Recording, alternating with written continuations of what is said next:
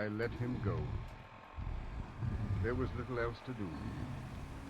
He was only hours away from his death. I sat there and stared at the bundle he had left lying on my desk. Stared as the pale shafts of dawn struck fire in the red beard. Stared at the golden crown, sitting too large and heavy upon the wrinkled, mummified head of Daniel Drabbett, the man who would be king.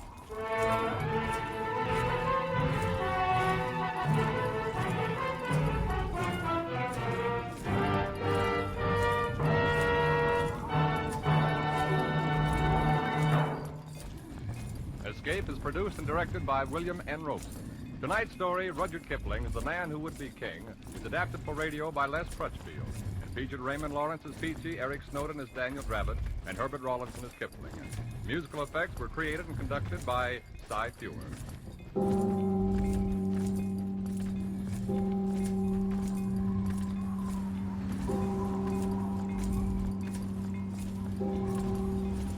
Next week, CBS and its affiliated stations invite you to escape in Operation Fleur-de-Lis, an episode from the files of the OSS. And so, good night, till a week from tonight, when again we invite you to escape.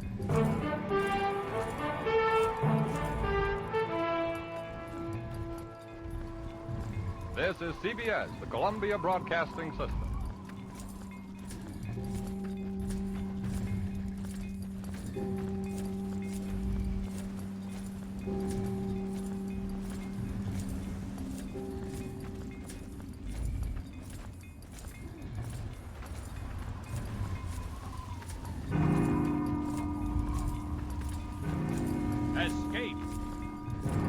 Escape tonight to a raft in the South Pacific.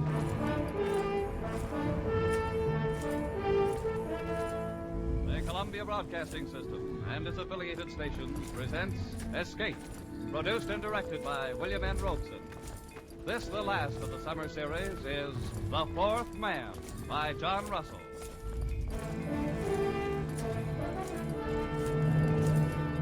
Noumea in the South Pacific. To a generation of French criminals, a word to be uttered in the same terrified breath with Devil's Island. The penal colony at Noumea, where the cutthroats, garrotters, and sadists from the dregs of French society were sent to a living death. Tonight we invite you to escape from Noumea in John Russell's The Fourth Man.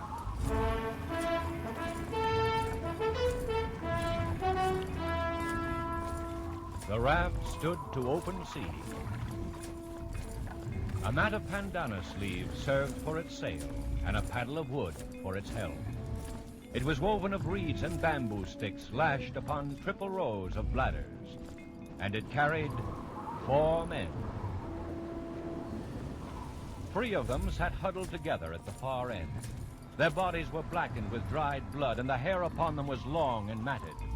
They wore only the rags of blue convicts' uniforms. On wrist and ankle, they carried their mark, the dark and wrinkled stain of the manacles. There was Dubose, doctor, man of the world, murderer. Friends, the thing is done. And Fenneru, forger, ladies' man, weakling, coward. Yes, we've escaped. And the one known as the Parrot, thief and cutthroat. So far, so good.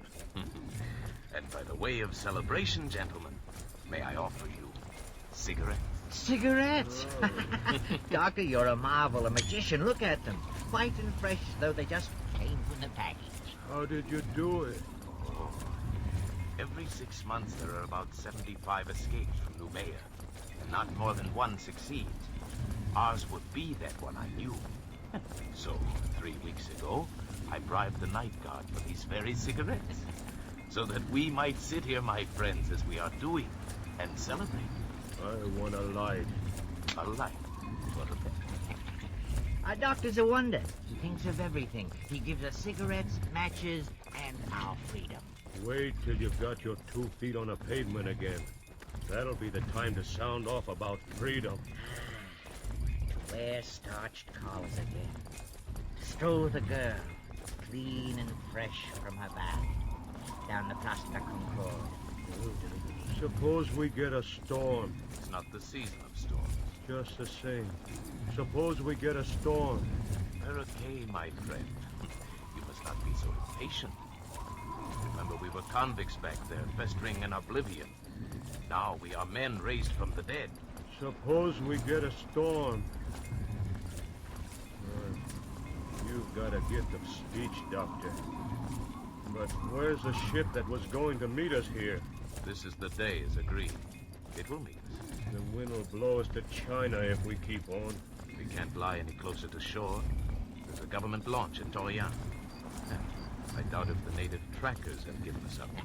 Careful, Parrot. The natives will eat you yet. I've heard about that. Is it true, Doctor, that they'll keep all the runaways they can capture to fatten on? Oh, they prefer the reward still. I doubt if they've entirely lost the habit of cannibalism. Piece by piece, Parrot. First they'll sample you. Then they'll make a stew out of your brains. Oh, they won't miss a thing. Shut up, Benaroo. The filthy brutes. Oh, I almost forgot. We have one of them with us.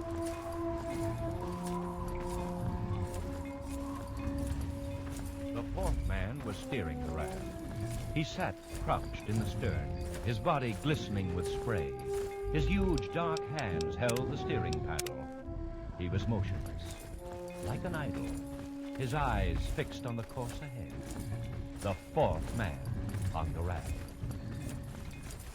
You are looking at a Canuck, my friend. You will see nothing superior.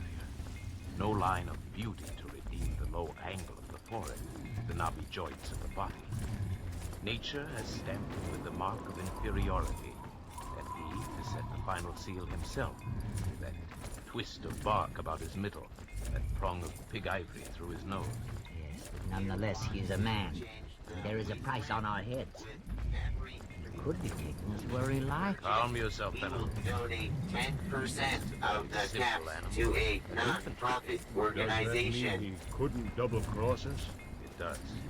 He is bound by his duty. I made my bargain with his chief up the river. This one is sent to deliver us on board our ship. That's the only interest he has in us. He'll do it. He will. That's the nature of the nature. Megaton, Don't trust him. Jewel of the Wastes. We will rest here for a while. Welcome Do not to go inside the town. I Megaton, want to have you all inside. friendliest town around. You dirty brute. Save your breath, Ferret. He speaks no language. You noise. Welcome to Megaton. Same rat. Please stand clear of the gate. Burn yourselves up in the sun if you like. Me. I'm going to crawl under a mat. Get some sleep. Yes, we should all sleep a little, conserve ourselves. And when we awake, our ship will be here. Our saucy little topsail schooner, her mast standing out against the sky, and we'll be on our way to France. Yes, sleep, my friends. Yes, sleep. See you around. Thirsty, partner? Try The two younger Moriarty's convicts dozed under the heat coldest of the day. drinks in the capital not the doctor. wasteland. He stood once again to sweep the skyline under his Are you heated sick hand. of wanting His through plan had been so radiation? careful, Are you so sick precise. of tackling He the had counted capital absolutely wasteland on with meeting the aching ship, feet? a small schooner, one of those Are flitting you half-piratical Deputy traders Tower, of the Cobra Islands Megaton, that can be Rivet hired City, like cabs in a dark Paradise street Falls, for any Canterbury sinister Commons. enterprise. Okay, man, let's go. And there was no ship. And there was no You crossroads tired where of one might taking sit it slow? and wait. You want to go further than ever before? You want to take this to the next level? Purchase a... Good morning, Doctor. It's afternoon, Fenneru. Oh, yes, so it is. I slept like a corpse. Hey, where's the ship, Doctor? It was going to be here when we woke up. Will be. The thirsty. Dying with thirst. So we all, Fenneru. Where's the flask? I'm roasted in the sun. Just have to roast some more. Screw is Thirsty, put on rice. partner. What are you Try talking about? Moriarty's Where's that water? coldest drinks in the capital Go ahead. wasteland. Do you think it's yours? No, Paradise ours. Falls, Canterbury Commons. We will take you where you need to go. We have to guard us. Rising too steep. Man, Your transporter isn't taking you as far as So you would that's how like you to talk go. now. Purchase a You don't know how travel long. membership to never Sure, worry. when we started. I'm still sure. The ship will come. She cannot stay for us in one spot. She'll be cruising to and fro until she intercepts us. We must wait. That's good. Wait. In the meantime, what? Fry here in this heat, our tongues hanging out, while you deal us out water drop by drop? Perhaps. No. Man doesn't live who can feed me with a spoon. Unless you would die very speedily, we must guard our water.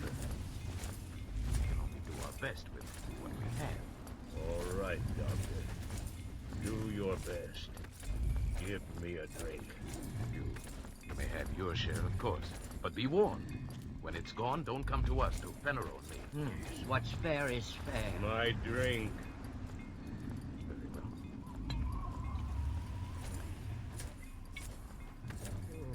A thimbleful. One thimble. This way we should have enough for 3 days, maybe more. With equal shares among the three of us. That's right. There are only 3 of us. You were thinking of him, Fenner, of our pilot. He looks somewhat like us, doesn't he? But his body has never known. His feet shoes. His heart has never known the swelling that comes with feelings of love or beauty. His mind has never known a single thought. Look at us 3, gentlemen. You, Fenner, a forger. You, Barrett, a thief. And I, Dr. DuBose, of Paris and Marseille. A murderer. And yet, we are civilized men. And this is a savage animal. And our provisions are for civilized men only.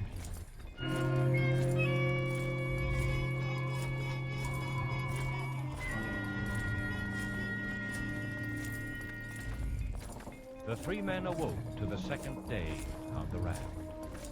They looked and saw the far round horizon and the empty desert of the sea and their own long shadows that slipped slowly before them over its smooth, slow heaving. The land had sunk away from them in the night. The trap had been sprung. As the savage sun kindled upon them with the power of a burning glass, a calm fell, an absolute calm. The air hung, waited. The sea heaved and fell in polished undulations, and the sun shone, driving in under their eyelids like white-hot splinters. They crawled to the shelter of their mats, gasping, shriveling. And the water, the world of water, was slack and thick as oil.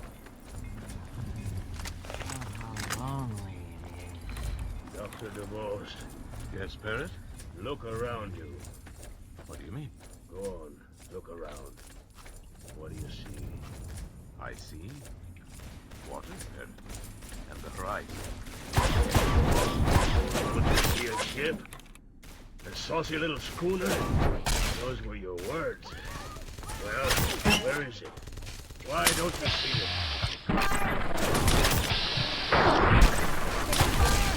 Maybe we count on your help. Suppose they leave you to rot here. It's better than me to rot here. It'd be a joke, will It will come. How do you know? Taking fire! Fish. My arm! My leg! Barrett.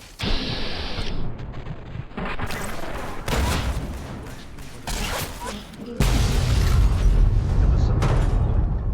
What's that? I see a Canuck on this raft. He did not join us.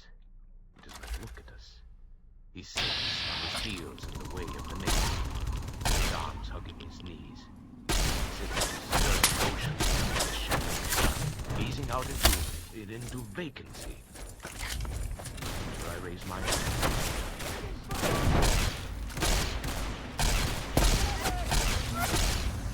Thought I heard something.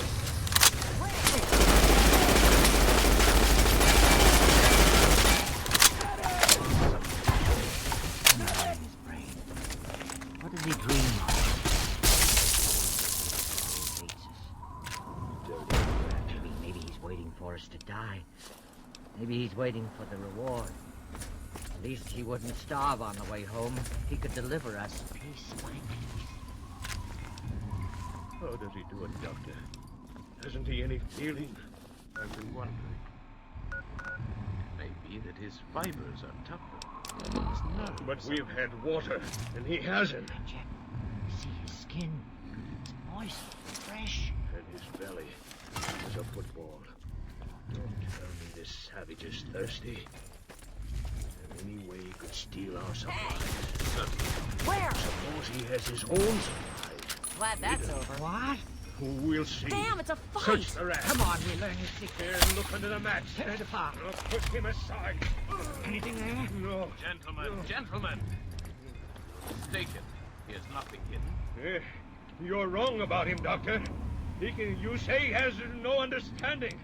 There's one thing he can understand. Pain! Parrot, not so much. That's enough. There's come. That'll teach you. Not so chipper now, are you? Not so happy with your luck. That'll make you feel. You feel better now, don't you? I'm glad under the mats. The glare of the sun is not so bad there. What's the matter with our parrot now? Idiots. Why do we look and look? The schooner can't help us now. If we're becalmed, then they are too. Is that true? Yes. We must hope for a breeze first. Well, then why didn't you tell us you trusted? Where? Why do you keep on playing out Glad the that's boss? over. You are wise, Doctor. You are very wise. Put down the knife, Barrett. You know things we don't, and you keep them to yourself. All right, but be careful. If you think you use your wisdom to get the best of us, be careful, Doctor, because I still have the knife.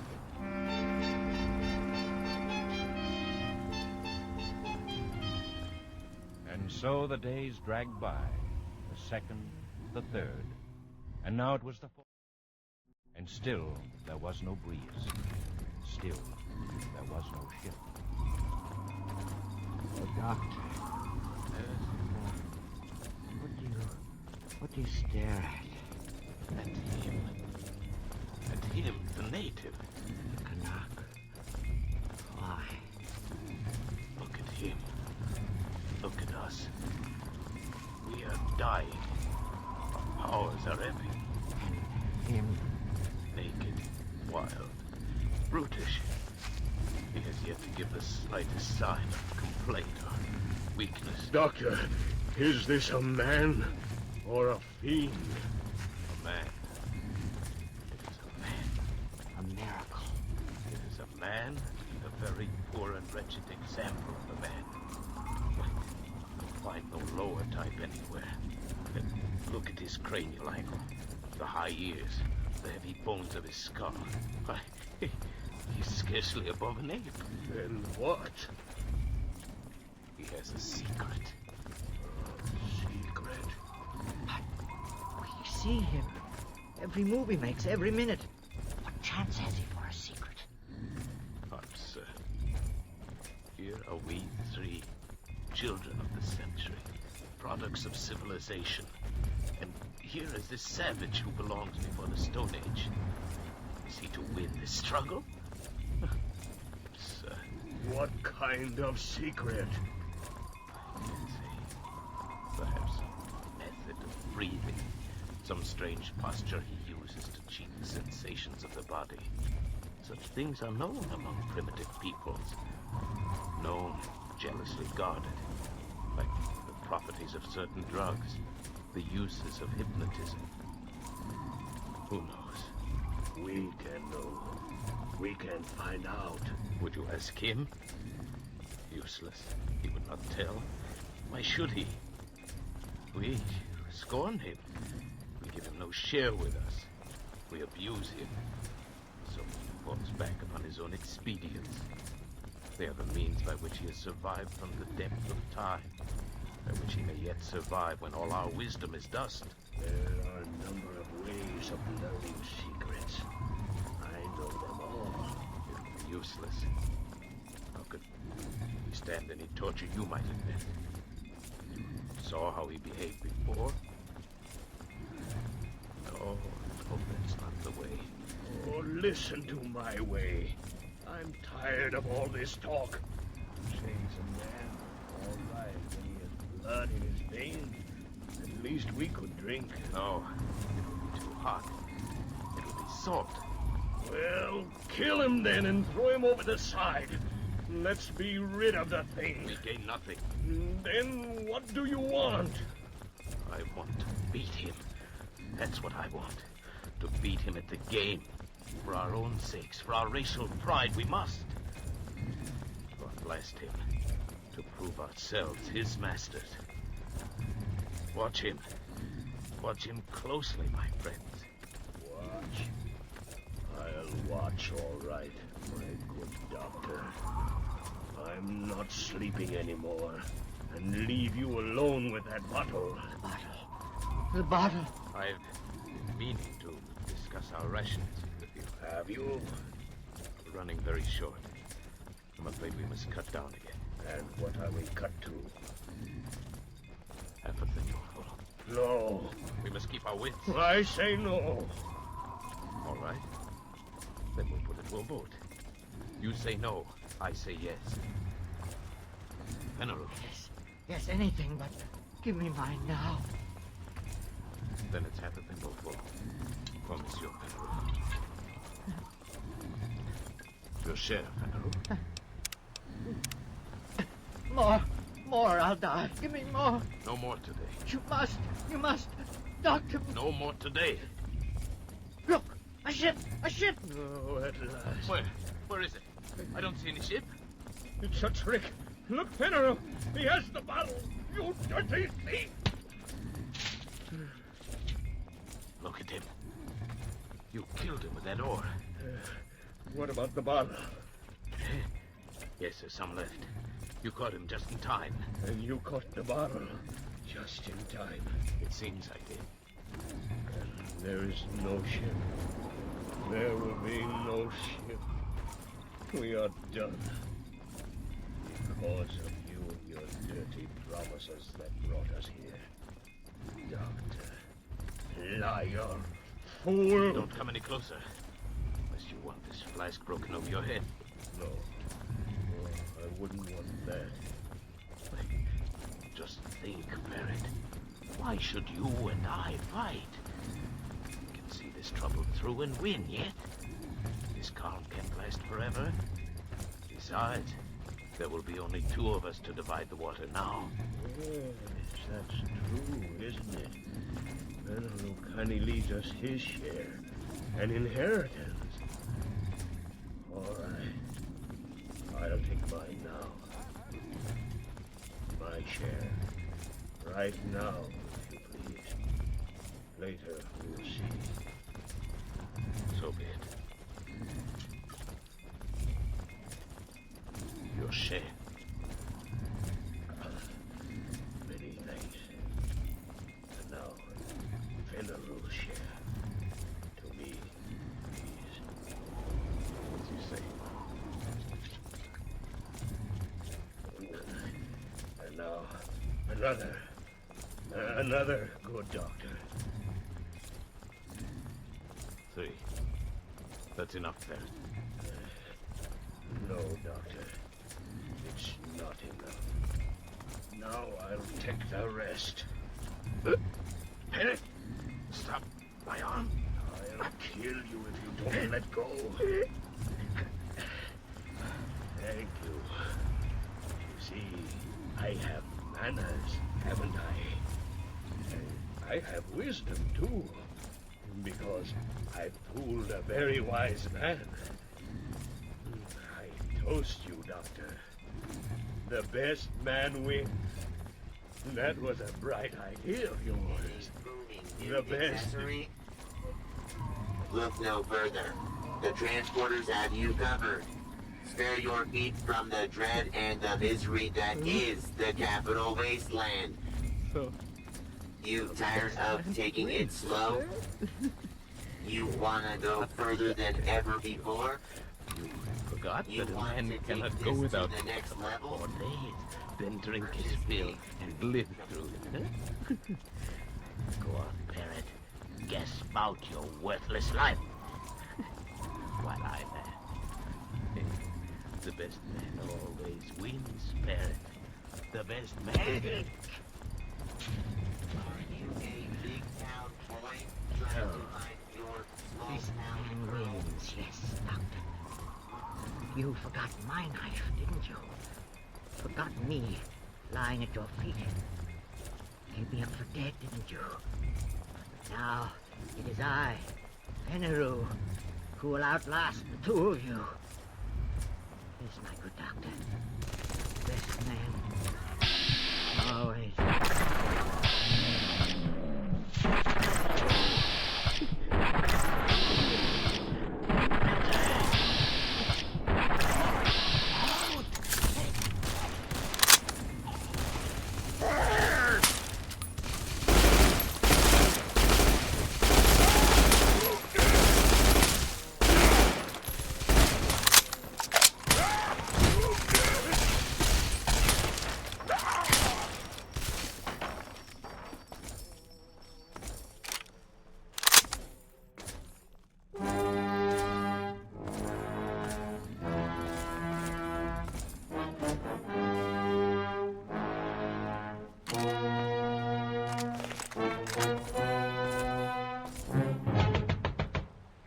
Come in.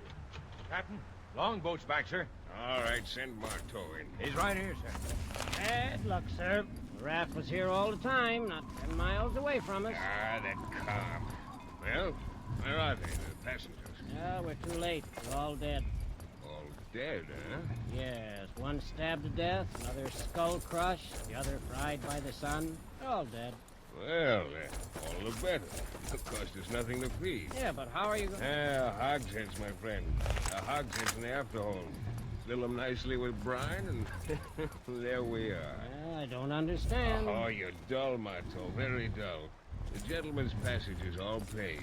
Before we left Sydney, I contracted to bring back 3 escaped convicts. I'll bring them back. Pickled. So if you'll go back, Marteau, and bring them aboard for the trip, I'll be much obliged. Very well, sir. Oh, there's a 4th man on the raft, Captain. Canuck. Still alive. What do we do with him? Canuck? No word in my contract about any Canuck. Leave him there. He's only a savage. And so Dr. Dubose and Fenneru and the parrot went aboard for the long trip to their beloved Paris, their bodies pitching and rolling gently in the huge vats of brine. On the raft, the 4th man raised his head slightly as a wind freshened from the west. He watched until the schooner turned, shaping away for Australia, and disappeared over the rim of the horizon. Then he spread his sail of bandana sleeves and headed his raft eastward, back toward New Caledonia, back toward home. Feeling somewhat dry after his exertion, the native plucked a hollow reed at random from the rushes on his raft. Slowly, lazily, he stretched himself at full length in his accustomed place at the stern. He thrust the reed down deep into one of the bladders underneath the raft, and slowly drank his fill of sweet water. He had a dozen such storage bladders remaining, built into the floats at intervals above the waterline. Quite enough to last him, safely home.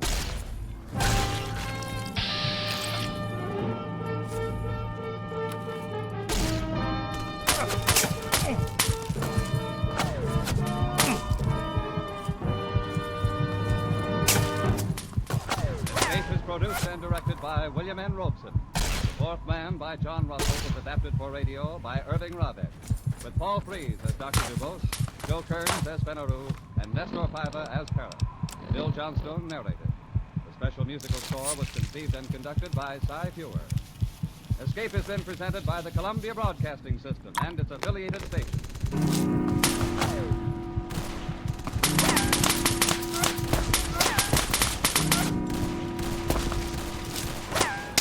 With us next Monday night, Radio Theater returns to the air with Betty Davis and Glenn Ford, starring in A Stolen Life. Remember, next Monday evening, 9 to 10 p.m. Eastern Daylight Time, the Lux Radio Theater starts its 14th year over CBS. The play, A Stolen Life. The stars, Betty Davis and Glenn Ford.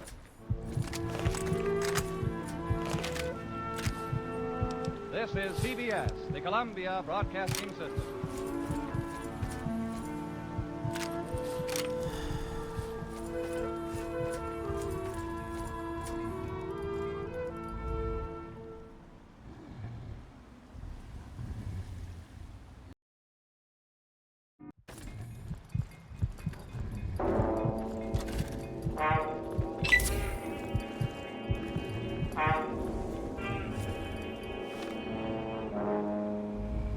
Had a hard day at the office. Backache from bending over a hot stove all day. Want to get away from it all. We offer you escape.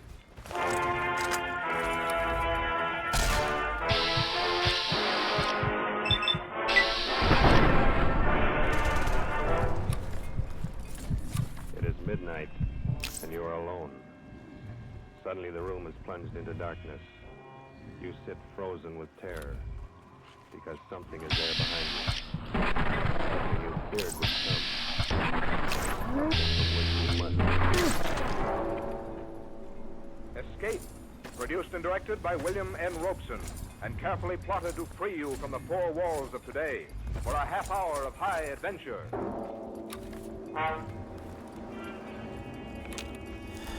Tonight, we escape to London, and a world made strange and terrifying by the workings of an ancient barbaric spirit, as Matthew R. James tells it in his weird story, Casting the Runes.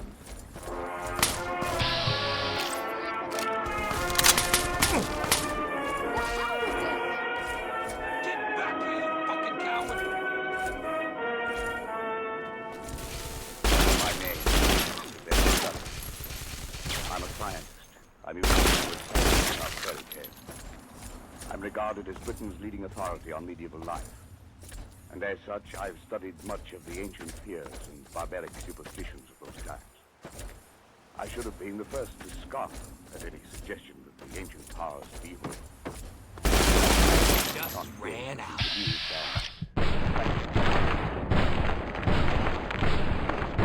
I laughed.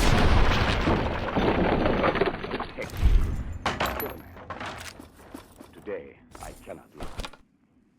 It has happened to a man I know of. And now, it's happening to me. My first presentiment of danger came on that day a few weeks ago when I dropped in to see Alfred Smythe, Secretary of the National Science Association. He found me in a state of irritation. After all, Downing, I almost wish you hadn't been so brutally honest in your report on that Carswell paper. Why? What's the trouble? Oh, he's such a frightful fellow. He's raising a terrible row. You mean Carswell himself? Yes, it's bad enough a vicious charlatan like that calling himself a scientist. But now he's taking all his vindictiveness out on me. Sorry, old chap. It's really me he'd like to get at. As a matter of fact, that's just what his last letter was about. He wants to know what supposed authority wrote the report rejecting his paper. You didn't give him my name? Heavens, no. As a matter of fact, Dunning, I haven't and I won't, and for a very special reason. Call it silly, call it crazy, call it what you will. I have an uncanny feeling about that man Carswell. Why? Do you know anything about him? Nothing. I've never seen him. I only know that he wrote a paper called The Truth of Alchemy. It was hopeless. Precisely. And why was it hopeless? Well, besides being abominably written, it was supposed to prove that alchemy, black magic, and such rot actually exist. I think the man really believed it. Undoubtedly he does, and that's what I mean. He lives in an isolated old house in Warwickshire. He's rarely seen elsewhere, and in his whole career he's written only two things. This paper and the history of witchcraft published 10 years ago. Of course, I remember now. So that's the man. Yes, and that book was even worse than this paper. The man has a warped mind. I'm sure he's tried every unhealthy experiment in alchemy, witchcraft, and black magic. There's no telling to what lengths of vindictiveness a man like that might go. Well, it does sound a bit queer, but... Not queer, Dunny. Evil. Oh, come. Man has a right to believe what he likes. He has a right to be angry with me. Here I've glibly scoffed at the man's life's work. Well, perhaps I'm being overly suspicious and imaginative, but I think there's more than anger involved here, Edward. This may sound fantastic to you, but, well, John Harrington wrote the report condemning that witchcraft book of Carswell's 10 years ago. 3 months later, Harrington was dead. But, Alfred, what's the connection? Harrington died under very peculiar circumstances. He was walking home alone late one night. Suddenly he screamed, broke into a run, lost his hat and stick, and climbed up a tree. A dead branch gave way. He fell and broke his neck. No one's ever been able to explain why it happened. Come now, Alfred, surely you're not suggesting... I don't know what I'm suggesting. I only know that after he reviewed Carswell's book, John Harrington didn't have a moment's peace. Now you've written an unfavorable review of this paper. If I were you, I should keep that fact well hidden. Oh, Alfred, well, that's ridiculous.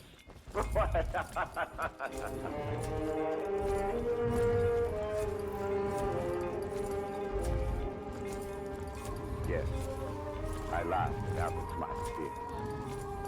How could I have known then that I was to feel the same terror, the same agonized fear which gripped the heart of John Harrington as he crouched, panting, on the branch of a tree for another moment or two of life, while beneath him the thing came closer and closer.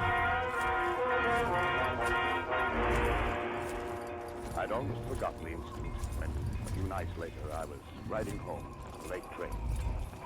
I was half drowsing in my seat, barely keeping awake by looking idly at the car cars, but the man directly opposite me must have been doing the same, because suddenly I heard him say, "Here now, what can that one be advertising?" I followed his eyes to the window beside my head. What I saw brought me bolt upright in my seat. Memory of John Harrington, died September 18th, 1937 by falling from a tree. 3 months were allowed. Blimey, what do you say that means, sir? Well, I don't know. But I did know. Smythe had been right. The affair with Carswell was not over, but only begun. I asked the conductor about the car, but he was as puzzled as I was. He had never seen it before. The car must have been put there expressly for me. That meant that Carswell knew it was I who had reviewed his paper. How had he found out? I got the answer the next day. I was in the select manuscript department of the British Museum doing some research in a quiet, almost deserted room. I'd been working steadily for an hour, oblivious to my surroundings, when suddenly, just at my shoulder, I heard a voice. Edward Dunning, you were allowed 3 months.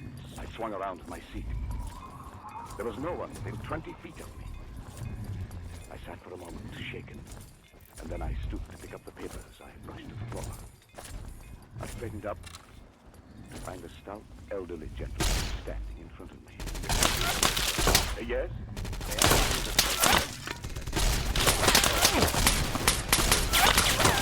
I thought I had to slide across the floor.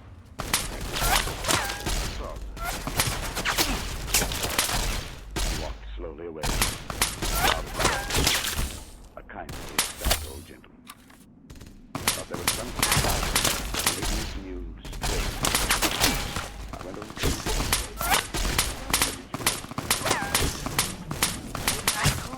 Can you tell me?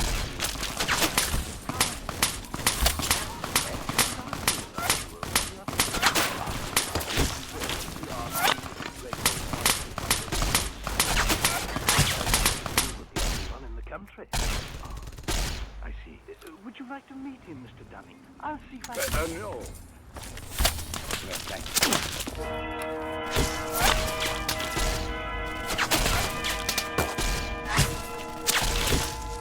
It was as simple.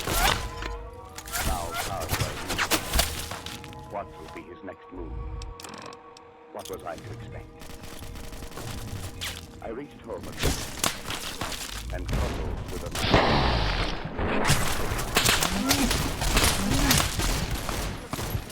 Arrangements, I'm sorry to say, Dunning. I've had to send both your servants to hospital. But what happened? Something like limit poisoning, I should think. It's nothing serious. What's the cause? Well, that's a rather odd thing. They tell me they got some shellfish from the hawker and headed for lunch. I made inquiries, but I can't find that the hawker called at any other house on this street.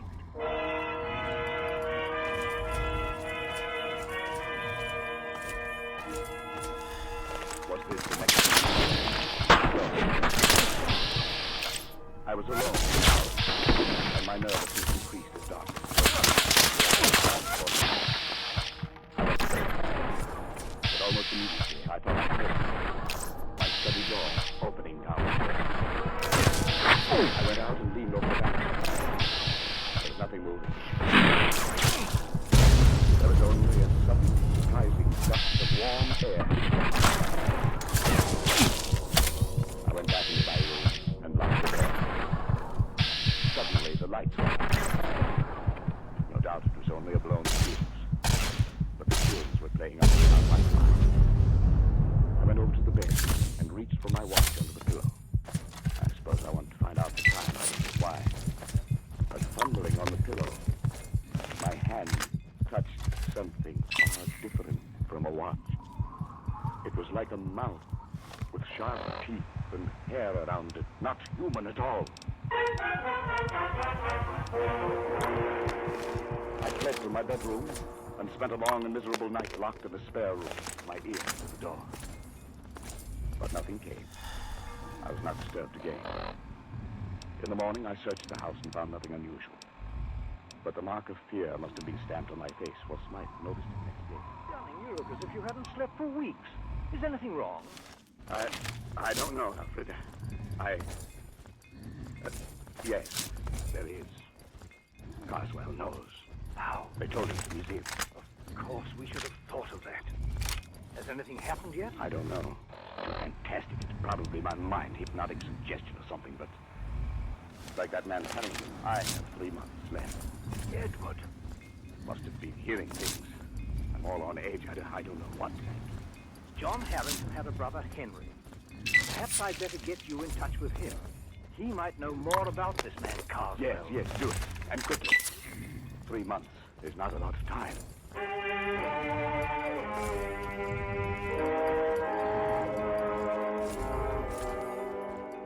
It was arranged. That night, I found myself walking down the dark street that led from the railway station to the Harrington home. It must have been along this same street that John Harrington had walked that last night, where he had broke and run. It must have been one of these trees bordering the lonely road in which he had spent his last horrible moments. The way was dark, and there was no living.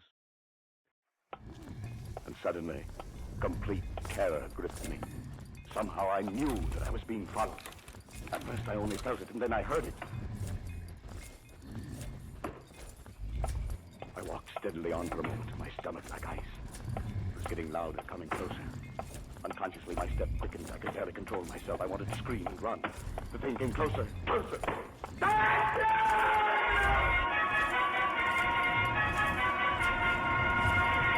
I confess, I broke and ran madly for my life. I was at a side street. I turned down it, doubling back toward the railway station. I thought I would never make it. But finally, bright lights loomed before my eyes, and I think that I never have been so grateful for human companionship. There's no need to run, sir.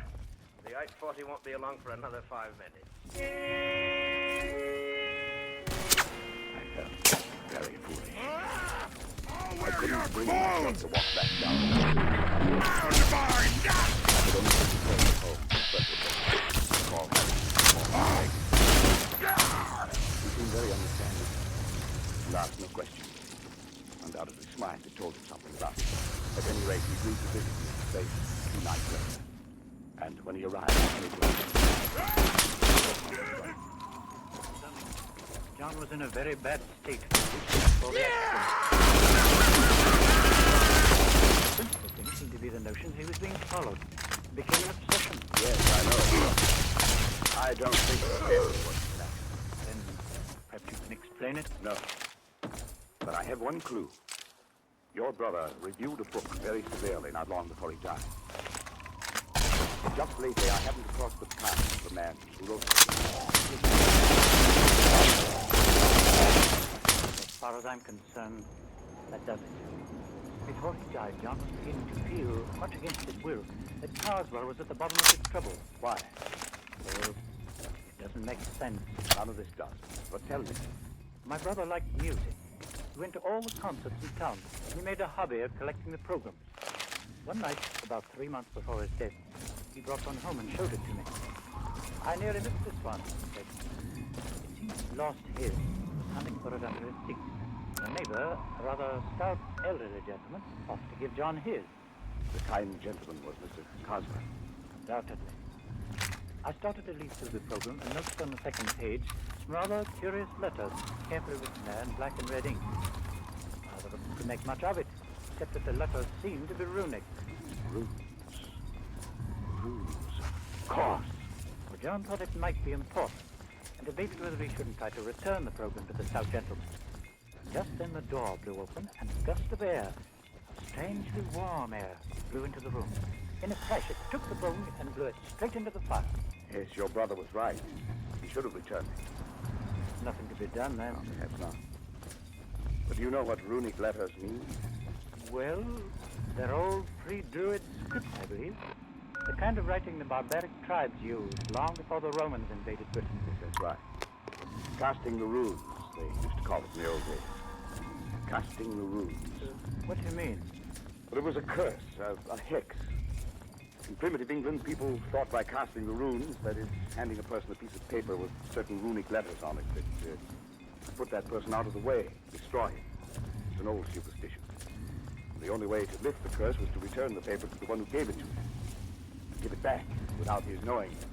Well, I don't believe that kind of nonsense. Neither do I. Then what was it that killed John? I don't know. Perhaps fear of the runes, perhaps brooding about it, coming near of it, thinking he saw things, heard things, and touched things that weren't there. Perhaps his own mind drove him to death. And what's the difference once you're dead? A different story. Casting the runes. Oh, rubbish. Yes, of course, but... Good heavens. What is it? I just remembered that day at the British Museum. He cast the runes on me.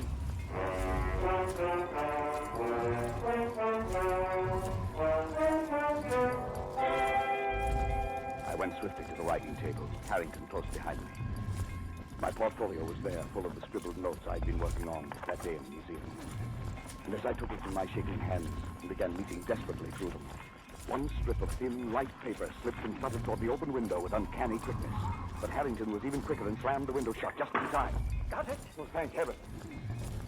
If it were lost or destroyed, like your brother's. Then you wouldn't be able to return it to Mr. Carswell. Yes.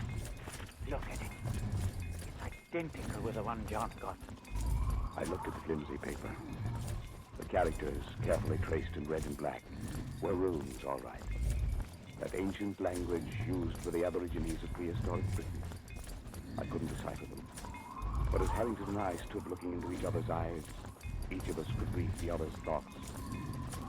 Science or not, 20th century or not, this sheet of foolscap spells death for its possessor. Spells death for you. To be returned. Yes, I know. To go back in such a way that he doesn't know he's received it. That means he can't simply mail it. No, he can't. We must do it personally. Take doing. He knows you by sight, doesn't he? Yes. Shave your beard. Will alter your appearance. He might strike any time.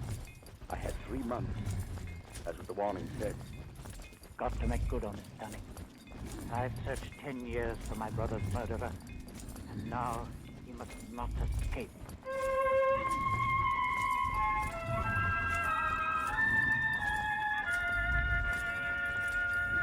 I dare not go near Carswell, so Harrington volunteered to keep a watch on him, to let me know when our chance came to return the rooms, if it was ever to come. It was only a night or two after Harrington was there that I arrived home and found the calendar had come in the mail. When I examined it, I found everything after November 19th had been torn out. The next night, I had another envelope of the mail. This time it was a woodcut, an illustration torn out of a book, showing a dark, moonlit road and a man walking on it. And right behind him came a huge, dark shape, some awful demon creature. Under it were written some lines from the ancient mariner. And as I sat alone and read them aloud, I felt that now familiar gust of warm air playing about my legs. The man walks on and turns no more his head, because he knows a frightful fiend doth close behind him tread.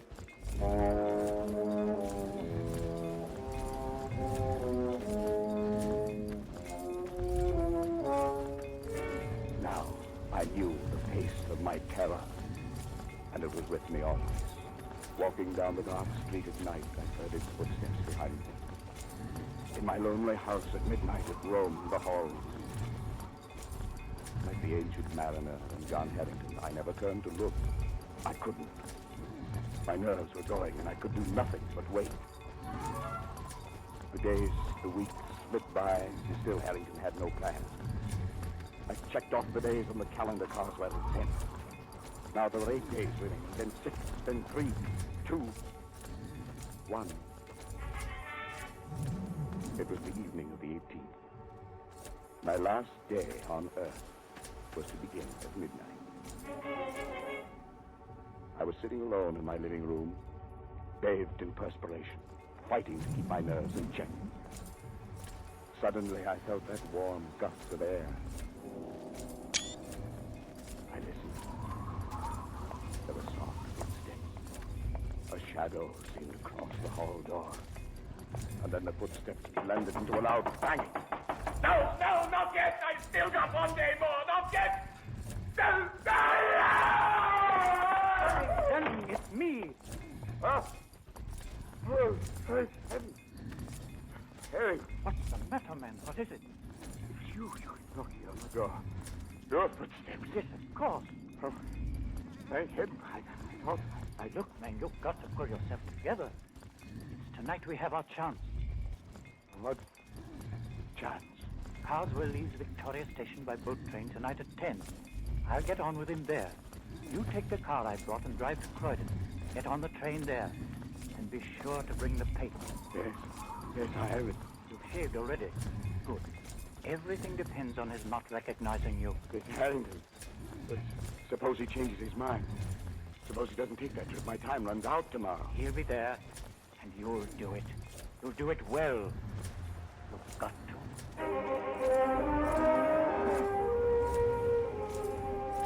I stood on the platform at Croydon in my mind in a daze. I thought the train would never come, but it did. I saw Harrington at the window. He stared coolly at me. Of course, there was to be no sign of recognition. I entered the coach and slowly made my way down the aisle to the compartment where Harrington sat. Opposite him, staring full into my face, was Carswell. He looked up as I sat down. His eyes were heavy-lidded, his face bland. It was impossible to tell whether he knew. The train started. The next stop was Dover, the end of the line. My last chance. It was time to cast the rules.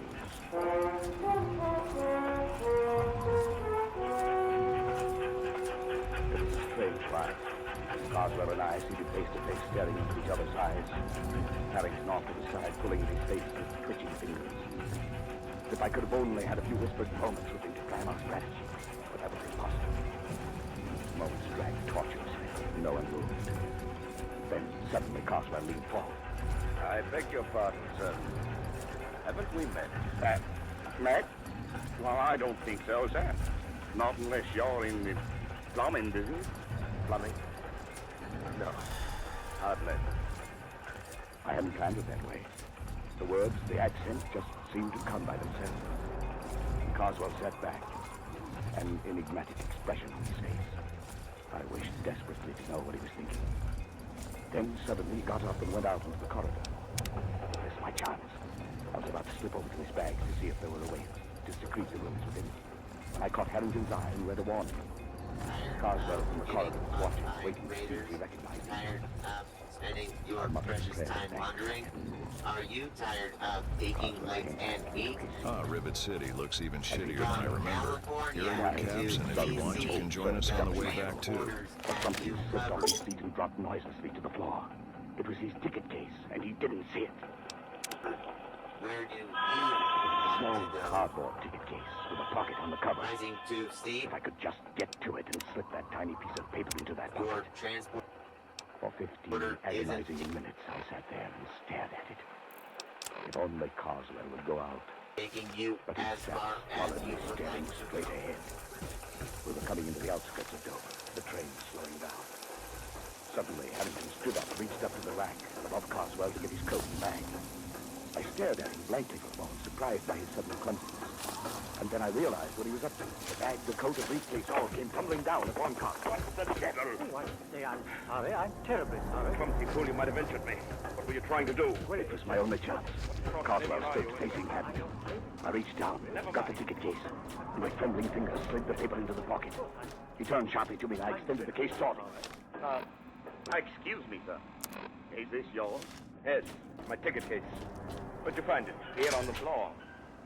Must have dropped off when... Yes. I'm much obliged to you, sir. Not all. Not all. He looked at me fiercely, his rage at Harrington still twisting his face into a devil's mask. Then he glanced briefly into the ticket case and put it in. Decided to check out the shop, eh?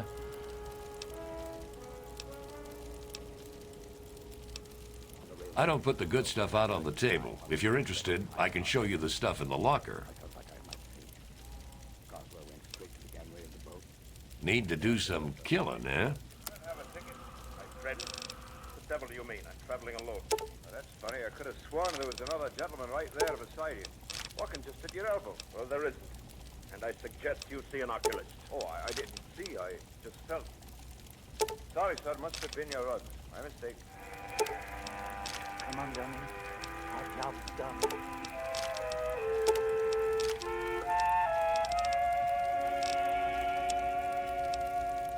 I didn't sleep that night. I lay awake and listened. But there were no footsteps, no warm gusts of air, nothing to disturb me.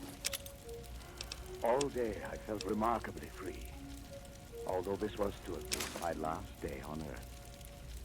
But only just now, when Harrington came in, could I really relax. Jennings, have you seen the afternoon paper yet? I know, not yet. Well, here, look at it. On the second page. There. Abbeville, France. An English traveler examining the front of St. Wolfram's Cathedral today was struck on the head and killed instantly by a stone falling from the scaffolding.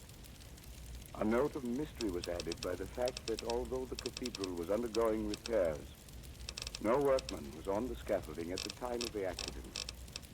The traveler was identified by papers found on him as a Mr. Carswell of Warwickshire. Of course, it could have been an accident. Give me a shout if you need anything else. No problem at all.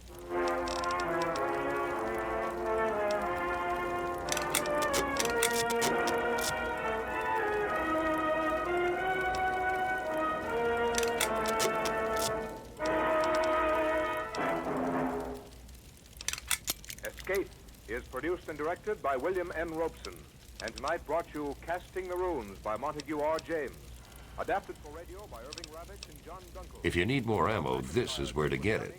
Jan Wolfe as Harrington and Bill Conrad as Carswell. The special musical score was Nice to see you again. by Cy Fure.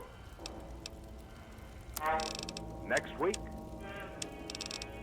You are trapped in a hidden valley, high in the Andes, walled in by sheer rock precipices. And surrounding you, closing in on you, is a band of blind men who want your eyes.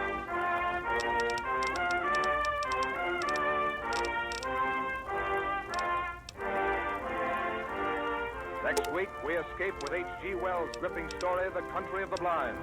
Good night, then, until this same time next week when we again offer you Escape. This is CBS, the Columbia Broadcasting System. Thanks. Yes, that's locked, and yes, I can see you eyeing it. May I take your order? Give me a Brahmin steak, potato, and a beer. May I take your order? Give me a Brahmin steak. Dad, my ship's potato. over. One of the new I'm going to do immigrants some died of shopping. radiation poisoning last week. Yeah, I heard she Brahmin was steak, drinking river potato, water. About the price of The butter ship's and water eggs. isn't much better. If we don't Fed get up with fresh the water housing soon, we'll shortage? all end up like her. Want to get away from it Any all? trouble in... Welcome to Gary's Galley. Can I take your order? Here's a menu.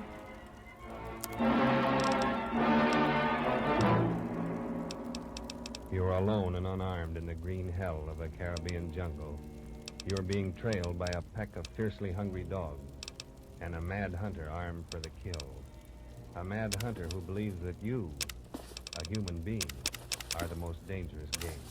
The Columbia Broadcasting System and its affiliated stations present Escape, produced by William N. Robeson and directed tonight by Richard Sanville. Escape, carefully planned to free you from the four walls of today. Free you for a half hour of high adventure.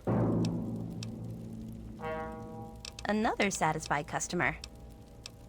Tonight, Thank you for coming to Gary's Galley. the Caribbean. This area? And the weird Daddy. sportsmanship of a madman. As Richard Sanville tells it in his unforgettable story, The Most Dangerous Game.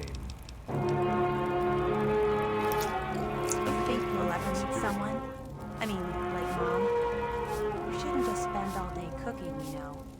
Your mom was My no name is Saint Raymond. Monica. I You wouldn't may want have heard someone of like me. her. Dr. I Lee make is my found living late running again big Project games Pure for many of Runner. the major Taking museums over of the the Really? world. Hey, It's girl. ready. Guiding May I parties take your recorded order? on I safari hope and there Give me a aren't Brahmin any steak troubles and a out of way the to the Citadel. Perhaps I you've never had occasion expected it run to happen across in some my of my lifetime. books. I But can even if hardly you wait have, to taste there's clean one water. incident you won't find described in them. The full story of my most terrible hunt.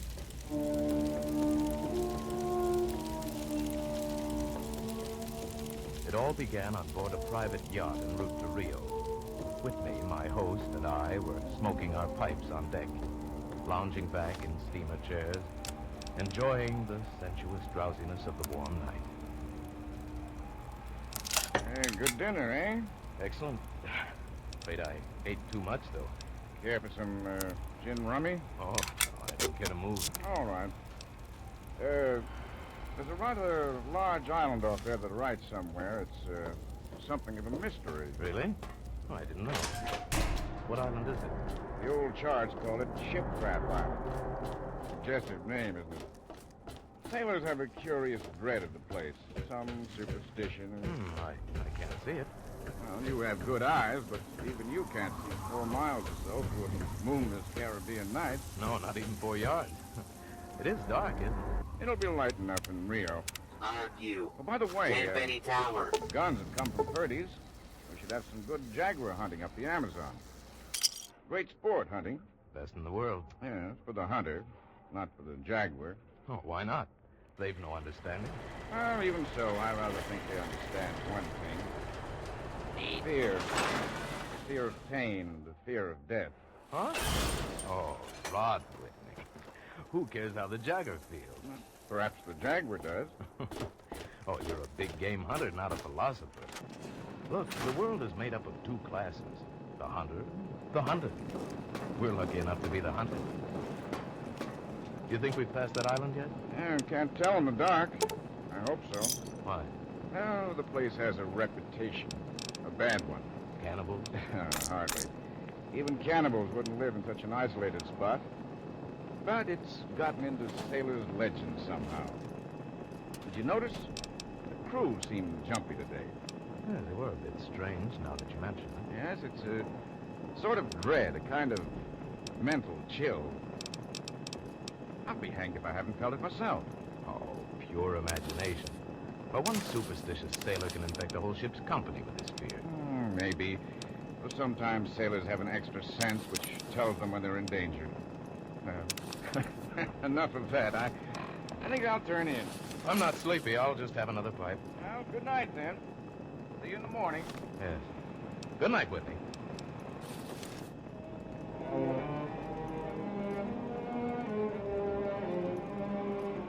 It was very dark. So dark I could have slept without closing my eyes.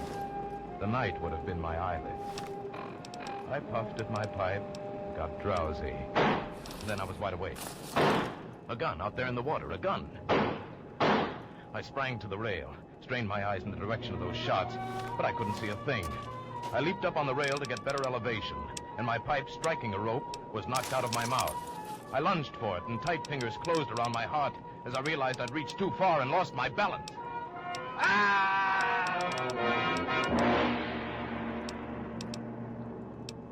The blood-warm waters of the Caribbean closed over my head.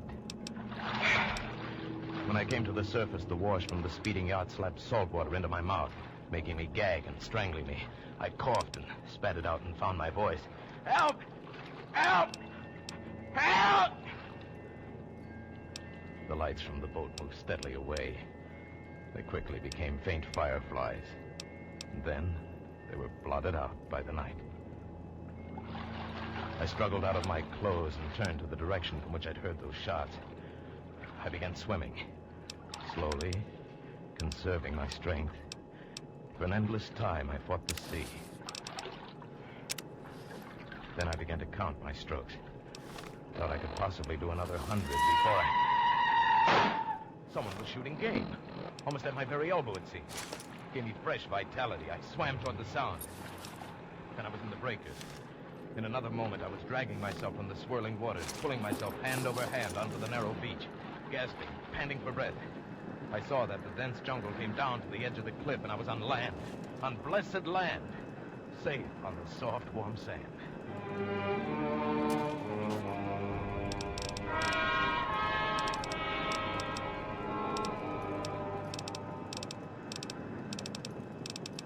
I awoke late in the afternoon, the sharp hunger picking at me. As I slowly came to my feet, I saw, not far from where I'd been lying, signs of a terrible struggle in the underbrush that sloped so sharply to the beach. Some wounded thing, evidently a large animal, that thrashed about there in its death fight.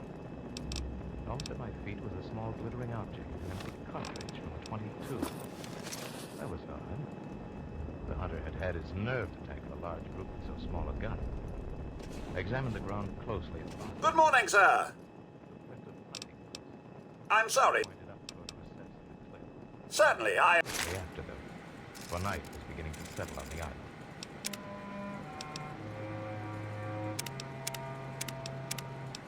It was already dark when I came upon it. First I thought it was a village. There were so many lights. But as I came closer, I saw that all the lights were in one building, the chateau on a high bluff.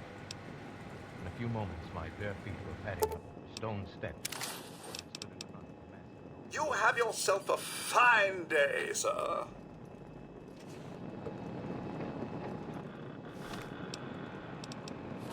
Good evening. Oh, please don't be alarmed. There's no need for that gun. I'm no robber. It sounds silly, but I fell off a yacht. My name is Sanger Rainsford of New York City. He was certainly not alarmed by me, this giant who stood facing me. The revolver in his hand continued to point steadily at my chest, and the man behind it was solidly built and black-bearded to the waist, and silent. He waved me in with the gun, closed the door behind me. I was in a huge hall, but there was no time to look around. Another man was coming down the broad marble stairs, an erect, slender man in evening clothes. I stepped toward him. I've just been explaining to this chap that I've had an accident.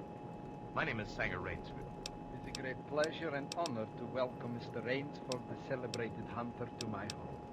Well, Thank you. I've read your book on hunting snow leopards in Tibet. I'm General Zara.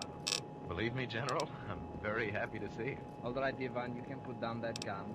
This gentleman is a guest. Ivan, an incredibly strong fellow, but he has the misfortune to be a mute. A simple thing, not a bit of a savage. I'm even happy to see him. Come, we should not be chatting here. You want clothes, food, rest. You shall have them. This is a most restful spot. I can't tell you how grateful I am. It is my pleasure. Follow Ivan, if you please, Mr. Ransford. I was about to have my dinner, but it can wait. I think my clothes will fit you.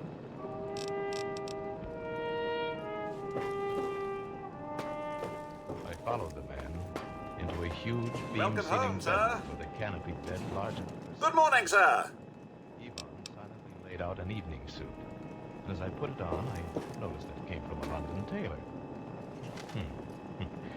And Whitney called this place too isolated even for cannibals. I went downstairs and sat down opposite Zaroff in a dining room that suggested a baronial hall of feudal times. The food was excellent. Perhaps you were surprised that I recognized your name. But I read all books on hunting, published in English, French, and Russian. I have but one passion in life, and that is the hunt. Why, notice you have some wonderful heads here. Well, that Cape Buffalo over there is the largest I've ever seen. That fellow, yes, he charged me, threw me against a tree, fractured my skull. But I got the bruise. I've always thought the Cape Buffalo the most dangerous of all big game. No, the Cape Buffalo is not the most dangerous. No? Here in my preserve on this island, I hunt more dangerous game. Oh, is there big game on this island? The biggest? Really? Oh, it is not here naturally. I had to stock the island. Well, what have you imported, General? Tigers? No. Hunting tigers ceased to interest me when I exhausted their possibilities. There is no thrill left in tigers, no real danger. I live for danger. Cigarette, Mr. Ransford. Please. We will have some capital hunting, you and I. But what game? I'll tell you. You will be amused, I know. I think I may say in all modesty that I have done a rare thing. I have invented a new sensation. May I pour you another glass of coffee? Thank you. I have been a hunter all my life, and after many years of enjoyment, I found that the hunt no longer fascinated me. It had ceased to be what you call a sporting proposition. I always got my quarry, always. And there is no greater bore than perfection. Then you were a very good hunter, General. No. I had merely discovered that the animal has nothing but his legs and his instincts. Instinct is no match for reason. When I realized this, what a tragic moment for me. As I told you, I loved to hunt. And then it came to me as an inspiration what I was doing. And that was? I had to invent a new animal to hunt. A new animal? Why, you're joking. I assure you I am not, sir. A new animal, and so I found one. I bought this island, built this house, and here I do my hunting. The island is perfect for my purpose. There are jungles with a maze of trails in them, hills, swamps. And the animal, General Zara? It supplies me with the most intense excitement of all. I never grow bored now, for I have a quarry with which I can match my wits. An ideal quarry, with courage, cunning, and above all, reason. But no animal can reason. My dear fellow,